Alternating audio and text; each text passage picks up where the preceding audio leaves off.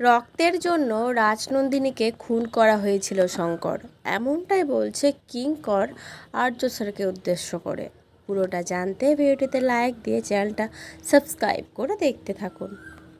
চিরদিনই তুমি যে আমার সিরিয়ালের আগামী পর্বে আমরা দেখতে পাবো মেঘরাজ অনিকেতের দিকে বন্দুক তাক করলে অনিকেত বলতে থাকে, আমাকে এভাবে তোমরা ধরে রেখেছো কেন?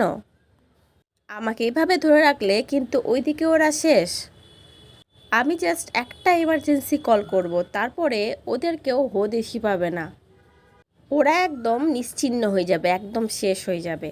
তখন আর্য স্যার অনিকেতকে বলতে থাকে, আগে বলুন তো রাজনন্দিনীকে কেন খুন করা হয়েছিল আর কেই বা খুনটা করেছিল? তখন কিঙ্কর ওদিক থেকে বলতে থাকে, রক্তের জন্য। রক্তের জন্য রাজনন্দিনীকে খুন করা হয়েছিল শঙ্কর। আর কিঙ্করের এরকম একটা উত্তর শুনে আর্য অপর্ণা দুজনেই পুরো অবাক হয়ে যায়। এরকম একটা জিনিসের জন্য কাউকে খুন করা যেতে পারে রক্তের জন্য? হয়তো এর পিছনে আরও কোনো বড় রহস্য আছে, আরও কোনো বড় গল্প আছে, সেটা হয়তো আস্তে আস্তে আমরা জানতে পারবো। কিন্তু অবশেষে রাজনন্দিনীর খুনের যে একটা কিনারা হচ্ছে এটাতেই আমরা খুশি।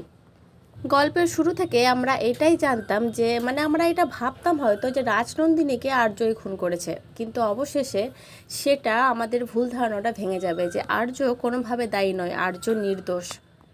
রাজনন্দিনীর খুনের পিছনে অনেকে জড়িত আছে, তার মধ্যে দুজনের নাম অলরেডি আমরা জেনে গেছি, অনিকেত আর কিঙ্কর। আর কারা কারা জড়িত আছে সেটা হয়তো আগামী পর্বগুলো দেখলে জানতে পারবো।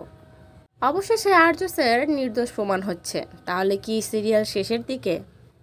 আচ্ছা, এই সিরিয়ালটা শেষ হয়ে গেলে কারা কারা খুশি হবে আর কাদের খুব মন খারাপ হবে কমেন্ট করে কিন্তু অবশ্যই জানিও। আর আজকের পর্বটা কেমন লাগলো সেটাও জানিও। পরবর্তী আপডেট নিয়ে তাড়াতাড়ি আসছি, সঙ্গে থেকো, সাথে থেকো, চ্যানেলটা সাবস্ক্রাইব করে দিও। ধন্যবাদ।